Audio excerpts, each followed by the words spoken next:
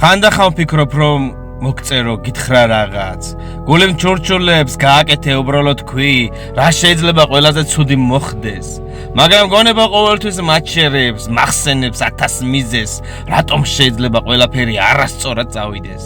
რა მოხდება თუ ჩემი შეტყობინება გატკენს, თუ ისევ იმ ჭრილობას დავაბრუნებ, რომელიც უკვე შეხორცდა. ანუ უარესი რა უნდა მოხდეს თუ საერთოდ აღარ გაინტერესებ. რომ ჩემი სახელი შენს ეკრანზე არაფერს აღარ ნიშნავს. მძულს ის ფაქტი, რომ მე შინია ცდის, რადგან იმის ფიქრი, რომ შეიძლება დამაიგნორო, უფრო მტკივნეულია ვიდრე ჩუმატყოფნა. ჩუმატყოფნისას მაინც შემიძლია წარმოვიდგინო, რომ იქნებ შენს ფიქრობ ჩემზე ხანდახან.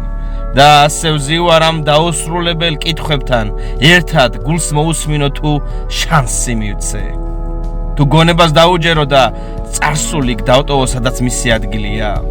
ჯერჯერობით ვერაფერს ვარკვევ, რადგან არ ცოდნა მაინც უფრო მარტივია ვიდრე იმის გაგება, რომ სამუდამოდ